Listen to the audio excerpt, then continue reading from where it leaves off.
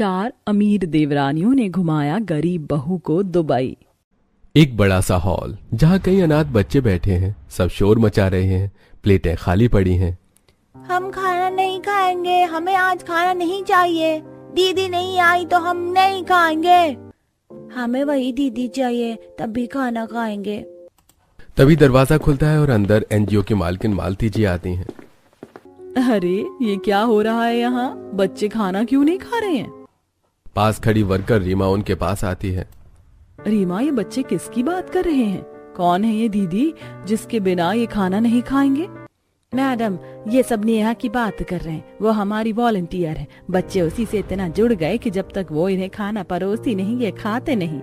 हो तो हमारे एनजीओ में इतनी प्यारी लड़की भी काम करती है और मुझे ही नहीं पता। सच में ये तो बड़ी अच्छी बात है। तभी दूसरी वर्कर सुषमा बोलती है। हाँ मैडम, नेहा बहुत ही साफ दिल की लड़की है, सबकी मदद करती है, लेकिन किस्मत ने उसके साथ नहीं दिया। वो एक गरीब परिवार से है, उसके पिता नहीं है और माँ पैरालाइज्ड है। घर का सारा खर्च उसी के कंधों पर है, फिर भी कभी शिकायत नहीं करती। वाह, कितनी हिम्मत वाली लड़की है, मुझे क्यों नहीं दिखी? अब मालती जी रोज एनजीओ जाने लगी उस लड़की की तलाश में, पर वो उन्हें नहीं दिखती थी। एक दिन मालती जी एनजीओ से लौट रही होती हैं। सड़क पर एक बूढ़ी औरत खड़ी होती है। गाड़ियों की लाइन के बीच कोई उसे रोड क्रॉस कराने नहीं रुकता। तभी अचानक एक साधारण सी लड़की भाग कर आती है। वो बूढ़ी औरत का हाथ पकड़कर प्यार से कहती है, आइए अम्मा, मैं आपको रोड पार करा देती हूँ, घबराइए मत। वो धीरे धीरे अम्मा को रोड पार करा देती है। दूर से ये सब देख रही मालती चौंक जाती है। अरे ये कितनी मासूम लड़की है, काश मुझे वो एनजीओ वाली लड़की भी दिख जाए जिसे मैं इतने दिन से ढूंढ रही हूँ। कितनी नेक दिल है ये भी। अगले दिन जब मालती जी एनजीओ पहुंचती हैं तो वही लड़की सामने दिखती है। अरे ये तो वही लड़की है जिसे मैंने कल सड़क पर देखा था। तो यही है नेहा जिस पर बच्चे जान देते हैं। उस दिन से मालती जी नेहा पर और भी ध्यान देने लगती हैं। वो रोज रोज एनजीओ आने लगती हैं, बस उससे बातें करने के लिए। एक दिन जब मालती जी तैयार हो रही होती हैं, उनका पति अंदर आता है। पहले तो तुम महीने में मुश्किल से 1-2 बार एनजीओ जाती थी, अब रोज रोज क्यों जा रही हो? कुछ खास बात है क्या? मैं आपको बाद में बताऊंगी, फिलहाल मुझे एक जरूरी काम है। कई दिनों तक नेहा को देखकर समझकर मालती जी के दिल में ख्याल आता है। एक दिन वे सीधा उससे बात करती हैं। बेटा, अगर तुम बुरा ना मानो तो मैं तुमसे एक बात कहना चाहती हूँ। जी मैडम, कहिए। क्या तुम मेरे घर की बहू बनना चाहोगी? मुझे हमेशा से ऐसी ही बहू चाहिए थी। ये आप क्या कह रही हो मैडम? ये कहकर नेहा वहां से चली जाती है, लेकिन मालती जी भी नेहा से रोज यही बात करती। एक दिन नेहा का सब्र का बांध टूट जाता है। मैडम, आप ये कैसी बातें कर रही हैं? मैं एक गरीब लड़की झोपड़ी में रहती हूँ, मेरी माँ बीमार है, पैरालाइज्ड है, मुझे उनकी पूरी जिम्मेदारी उठानी पड़ती है। मैं आपके जैसे बड़े घर की बहू कैसे बन सकती हूँ?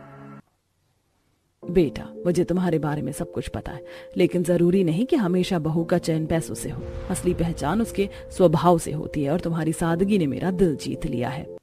नेहा का गुस्सा एकदम से शांत हो जाता है और वो मुस्कुराती है। अगले दिन एयरपोर्ट पर मालती और उनके पति खड़े होते हैं। सामने से एक स्मार्ट हैंडसम लड़का अर्जुन सूटकेस लेकर आता है।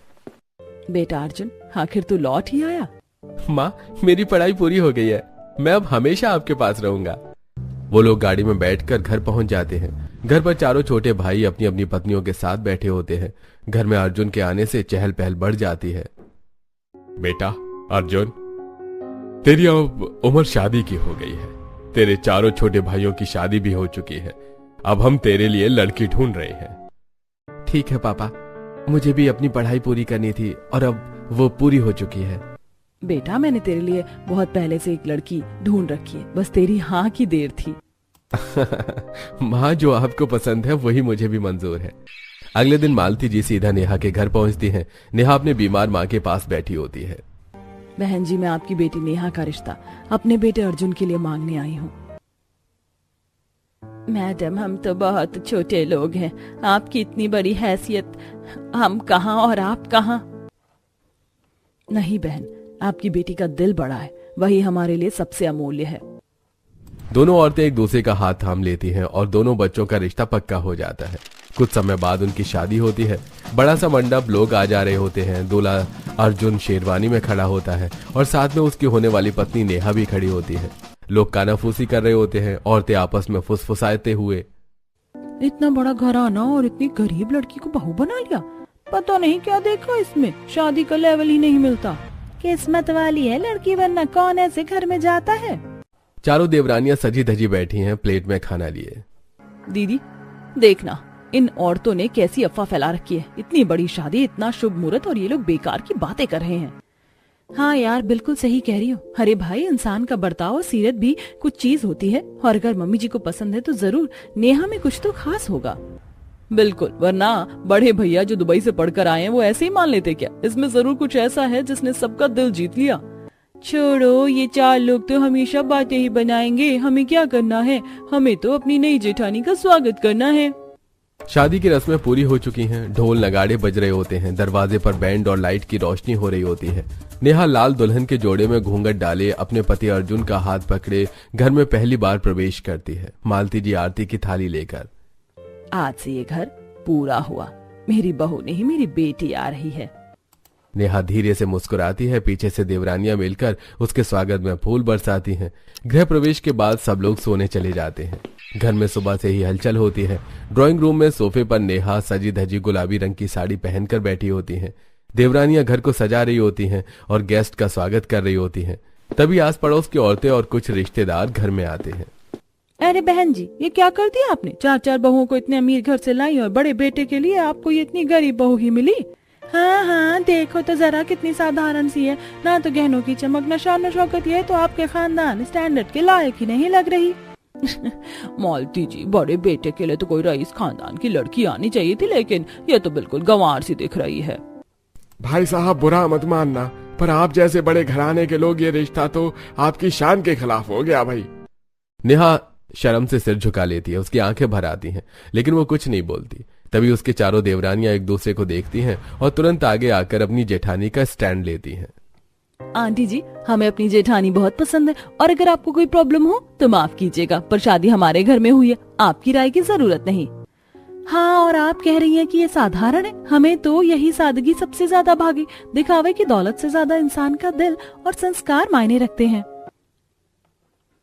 आपको शायद पता नहीं, हमारी दीदी कितनी मेहनती और नेक दिल इंसान है। इन्हें देखकर ही तो मम्मी जी ने कहा था कि यही उनकी बड़ी बहू बनने के काबिल है। क्या आप मम्मी जी के फैसले पर शक कर रही हैं? और हाँ, आप लोग चाहे जितनी बातें बना ले, हमें फर्क नहीं पड़ता। हमारी जेठानी हमारे लिए रोल मॉडल है और हम सब उनकी इज्जत दिल से करते हैं। महफिल में सन्नाटा छा जाता है। सब लोग चुप हो जाते हैं। नेहा की आंखों से आंसू गिरते हैं, मगर इस बार वो खुशी के होते हैं। वो चारों देवरानियों को देखती है और धीरे से मुस्कुराती है। मालती जी दूर खड़ी ये सब देखती हैं और मुस्कुराती हैं। मन ही मन सोचती हैं कि उन्होंने सच में सही बहू चुनी है। अगले दिन ड्राइंग रूम में चारों देवरानियां बैठी होती हैं। सबने चाय के कप हाथ में लिए होते हैं। नेहा भी उनके पास चुपचाप बैठी हुई होती है। दीदी, आज शॉपिंग पर चलते हैं, बताइए कौन से मॉल चले? आसपास वाले तो हमने सारे घूम लिए हैं। हाँ दीदी, सही कह रही हो, मुझे तो एकदम फ्रेश कलेक्शन चाहिए, कुछ ऐसा जो मेरे नए स्टाइल पर सूट करे।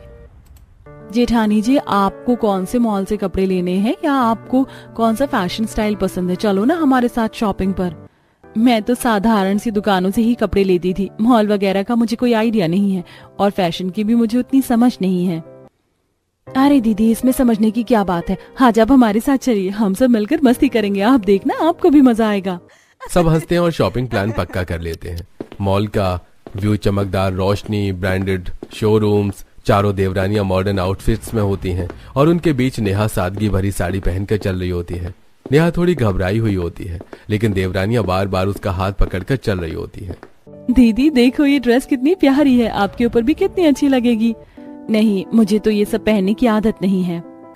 तभी पास खड़ी दो लड़कियां हंसने लगती हैं। ये देखो, कोई मॉल में भी ऐसे कपड़े पहन कर आता है क्या? कॉटन की साड़ी बिल्कुल गांव वाली लग रही है। शायद गलती से आ गई होंगी यहाँ, वरना इन्हें तो लोकल शॉप में जाना चाहिए था, मॉल में नहीं। नेहा शर्मिंदा होकर आंखें झुका लेती है। तभी चारों देवरानियां, एक्सक्यूज मी, क्या बोला आपने? जानती भी हो किससे बात कर रही हो? एक सेकेंड में इस मॉल को खरीदने का दम रखते हैं इनके पति, और वैसे भी जो लोग दूसरों की सादगी का मजाक उड़ाते हैं वो असली फैशन कभी समझ ही नहीं सकते। ये हमारे परिवार का मान सम्मान है, आइंदा किसी को जज करने से पहले उसकी हैसियत जान लेना। और सुन लीजिए दीदी, चाहे तो इनकी मुस्कान से ही सबका दिल जीत ले। आपके जैसे लोग कितने भी फैशनेबल बन जाएं, दिल से कभी अमीर नहीं हो सकते। दोनों लड़कियां चुप होकर वहां से निकल जाती हैं। नेहा की आंखों में आंसू आ जाते हैं। तुम सबने आज मुझे कितना बड़ा सहारा दिया, थैंक यू सो मच। चारों नेहा को घर लेकर चली जाती हैं। शाम के समय चारों देवरानियां लॉन में रिलैक्स वाली कुर्सी पर बैठी होती हैं। सामने ही टी टेबल पर चाय और स्नैक्स रखे होते हैं। हल्की हल्की हवा चल रही होती है। नेहा भी पास ही कुर्सी पर बैठी होती है। अरे मैं तो सोच रही थी अगली बार जब दुबई जाऊं तो एयरपोर्ट पर एकदम ट्रेंडी लुक होना चाहिए, फ्रिल वाली ड्रेस स्टाइल बढ़िया रहेगी। हाँ बिल्कुल, और मैंने सुना है पेरिस एयरपोर्ट पर फैशन देखने लायक होता है। वहाँ लोग ऐसे कपड़े पहनकर आते हैं जैसे रैम्प शो हो रहा है। दीदी लंदन की भी बात कर लो, मैं तो वहाँ से आई थी और सच बताऊं हर कोई स्मार्ट लग रहा था। वहाँ की वाइब भी अलग है। अरे छोड़ो भी, तुम लोगों ने सब जगह की बातें कर ली। मुझे तो सिंगापुर बहुत याद आया, इतना साफ सुथरा एकदम बेस्ट है। सभी हंसते हैं और अपनी अपनी ट्रिप्स के मजेदार किस्से सुनाने लगते हैं। वाह, ये मेरा परिवार कितना अच्छा है। रोज नई नई बातें करते हैं, कभी एयरपोर्ट फैशन की, कभी बड़े बड़े मॉल्स की, कभी दुनिया घूमने की। मैंने तो आज तक अपने गांव और शहर के अलावा कहीं घूमने के बारे में सोचा ही नहीं। बचपन से ही हालात ऐसे थे, माँ की बीमारी, घर की जिम्मेदारियां, और मैं सपनों को दिल में ही दबा देती थी। पर घूमने का सपना मेरा भी था, कभी समंदर देखना, कभी बड़े शहर की रोशनी में घूमना, लेकिन किस्मत ही ऐसी थी कि सब अधूरा रह गया। नेहा चुपचाप उनकी बातें सुनती है, बीच बीच में हल्की मुस्कान देती है। अगले दिन टेबल पर एक मोटी सी एल्बम खुली हुई होती है। चारों देवरानियां सोफे पर बैठी एल्बम की फोटो देखकर मजे से बातें कर रही होती हैं। देखो ये वाली फोटो लंदन के टावर ब्रिज पर कितनी शानदार क्लिक हुई थी। हाँ, और ये देखो ऑस्ट्रेलिया वाली उस बीच पर कितना मजा आया था। अब बताओ अगली ट्रिप कहाँ की प्लान करें? लंदन, ऑस्ट्रेलिया, न्यूयॉर्क सब हो चुके, अब नेक्स्ट क्या चुना जाए? हाँ, कुछ नया होना चाहिए। चलो देखते हैं इस बार कौन सी जगह पर जाना मजेदार रहेगा। तभी नेहा ट्रे में चाय लेकर आती है। उसकी नजर एल्बम पर पड़ती है। वो थोड़ी उत्सुकता से झुककर फोटो देखती है। अरे वाह, आप लोगों ने इतनी सारी ट्रिप कर ली, इतने सारे देश घूम लिए, कितनी खुशकिस्मत हो आप सब। हाँ दीदी, और हमने ये सारी मेमोरीज इस बुक में चिपका ली। आप बताइए आपको कौन सी जगह सबसे अच्छी लगती है? मुझे भी घूमने का बहुत शौक है, लेकिन आज तक गांव से बाहर पैर ही नहीं रखा। बस घर और एनजीओ की दुनिया ही मेरी जिंदगी है। नेहा रुककर एल्बम की तस्वीरों को गौर से देखती है। उसकी आंखों में हल्की चमक आ जाती है। लेकिन मैंने देखा है आजकल कितने सारे लोग दुबई जा रहे हैं। हर सेलिब्रिटी, हर क्रिएटर, सब लोग वहीं की स्टोरी लगाते रहते हैं। वो ऊंची ऊंची बिल्डिंग्स, वो खूबसूरत व्यू, कितना अच्छा लगता होगा ना। ओह, तो आपको दुबई पसंद है दीदी? नहीं, ऐसा कुछ नहीं है। आप लोगों ने पूछा तो मैंने बता दिया। वो चाय टेबल पर रखकर हल्की मुस्कान देती है और वहां से चली जाती है। नेहा के जाते ही चारों देवरानियां एक दूसरे की तरफ देखती हैं। अरे देखा तुम लोगों ने, दीदी की आंखों में कितनी चमक आ गई थी जब दुबई का नाम लिया। हाँ, उन्होंने जाहिर तो नहीं किया, पर उनके दिल में घूमने की बहुत बड़ी ख्वाहिश है।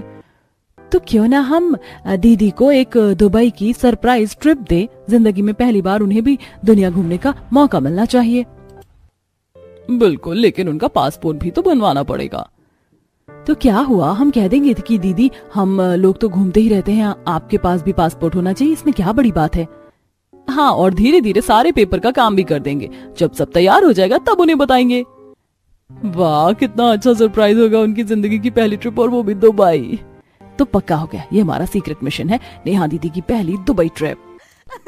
सब हंस पड़ती हैं और अगले दिन चारों देवरानी नेहा को पासपोर्ट ऑफिस ले जाती हैं। दीदी ये सब डॉक्यूमेंट्स हैं, बस यहाँ साइन कर दो। किस चीज के पेपर हैं ये? आप चिंता मत करो दीदी, बस हम पर भरोसा रखो। आखिरकार नेहा का पासपोर्ट बन जाता है। जब उसे अपने नाम वाला पासपोर्ट मिला तो उसकी आंखों में चमक आ गई। ये मेरा है? सच में अब मैं विदेश जाऊंगी? विदेश जाऊं या ना जाऊं, पर मुझे तो पासपोर्ट की ही इतनी खुशी हो रही है। हाँ दीदी, अब तो आप भी हमारी तरह फ्लाइट पकड़ोगी। सरप्राइज का दिन आ जाता है। एयरपोर्ट की चमचमाती बिल्डिंग, लंबी कतारें, बड़े बड़े ट्रॉली बैग्स। नेहा सब कुछ देखकर हैरान थी। इतने सारे लोग और ये सब मशीनें। आपको डरने की जरूरत नहीं है, हम चारों हैं ना आपके साथ, बस हमारे पीछे पीछे चलती रहना। बहुत मजा आएगा दीदी, ये एक्सपीरियंस आपको जिंदगी भर याद रहने वाला है। फ्लाइट में बैठते ही नेहा खिड़की के पास बैठती है। जैसी प्लेन ने उड़ान भरी उसकी सांसें थम गई। नीचे पूरे शहर की लाइटें छोटे छोटे दियों की तरह दिख रही थी। हे भगवान, मैं तो सोच भी नहीं सकती थी कि मैं कभी आसमान से धरती को देखूंगी। यही तो खासियत है दुबई की, यहाँ की जैसी इमारतें पूरी दुनिया में कहीं नहीं है। यहाँ से दुनिया एक अलग ही नजारा दिखता है। चारों देवरानियां नेहा की मासूमियत देखकर मुस्कुरा पड़ी। जैसी प्लेन दुबई एयरपोर्ट पर उतरा, सब कुछ नया और अलग सा लगता है। ऊंची ऊंची इमारतें, चमचमाती सड़कें और हर तरफ विदेशी लोग। ये जगह तो किसी सपनों की दुनिया जैसी लग रही है। हाँ, और अभी तो आपको असली मजा देखना है। पहला दिन दुबई मॉल में मस्ती करने में बीतता है। नेहा ने पहली बार इतने बड़े मॉल को देखा। अंदर एक्वेरियम, आइस स्केटिंग और महंगे ब्रांड्स के स्टोर। सिमरन ने उसे एक सुंदर ड्रेस दिलवाई। ये तो बहुत महंगा होगा, मैं इसे नहीं खरीद सकती। अरे दीदी, ये गिफ्ट है हमारी तरफ से। चलो आगे, और भी मजा आएगा। अब तो 5 दिन फुल ऑन मस्ती होगी। नेहा आईने में खुद को देखकर विश्वास नहीं कर पा रही थी कि वही गांव की साधारण लड़की है। अगले दिन सब डेजर्ट सफारी पर गए। रेत के ऊंचे ऊंचे टीले, जीप की तेज रफ्तार और हवा में उड़ती रेत। नेहा पहले तो डर गई, लेकिन धीरे धीरे उसने मजे करना शुरू किया। देखा दीदी, जिंदगी में कभी डरना नहीं चाहिए। तुम सही कह रही हो, जो डर गया वो मर गया। वाह, अब तो मुझे भी बहुत मजा आ रहा है। तो क्यों ना एक छोटी सी रेस हो जाए। पांचों एक साथ जीप चलाती हैं और रेस लगाती हैं। शाम को सबने अरेबियन डांस और डिनर का मजा लिया। नेहा ने जब बुर्ज खलीफा की चोटी को देखा तो उसकी आंखों से आंसू बह निकले। मैंने कभी नहीं सोचा था कि मैं एक दुनिया की सबसे ऊंची बिल्डिंग देखूंगी, या फिर अपने गांव से बाहर भी निकल कर घूम भी पाऊंगी। यही तो परिवार होता है दीदी, खुशियां बांटने के लिए और अधूरे सपने को पूरा करने के लिए। ओहो, आप लोग तो मुझे भी सेंटी करोगे। इतनी अच्छी ट्रिप को रोकर खराब नहीं करना चाहती मैं। चारों सबसे छोटी देवरानी की बात सुनकर हंसने लगते हैं और एक दूसरे के गले लग जाते हैं। ट्रिप के आखिरी दिन शाम के समय सब समंदर किनारे बैठे होते हैं। लहरें किनारे से टकरा रही होती हैं। तुम सबने मुझे इतना प्यार दिया, मुझे वो दुनिया दिखाई जिसके बारे में मैंने कभी सोचा भी नहीं था। मैं शायद जिंदगी भर ये एहसान चुका नहीं पाऊंगी। एहसान? अरे दीदी, ये तो देवरानी होने का फर्ज है। आपने तो ये कहकर एकदम पराया कर दिया। हाँ दीदी, हमने तो सोचा था हम आपकी बहन हैं, आपने तो बीच में एहसान ला दिया। मैं नाराज हूँ अब दीदी से। अरे अब बस भी करो अपनी एक्टिंग। तुम लोगों की बातें सुनकर दीदी कहीं सच में ना रो दे। देखो तो उनका चेहरा पूरा उतर गया है। मेरा सच में वो मतलब नहीं था। मैं तो बस कह रही थी कि तुम चारों मुझे बहनों जैसी प्यारी हो। अगर तुम्हें बुरा लगा हो तो मुझे माफ कर देना। अरे नहीं नहीं दीदी, वो तो हम बस मजाक में ओवर एक्टिंग कर रहे थे। अब घर जाकर हमारी एल्बम में नई यादों की तस्वीरें लगेंगी। पांचों एक दूसरे को देखकर हंसने लगती हैं और बैठी हुई एक दूसरे के कंधे पर हाथ रख लेती हैं।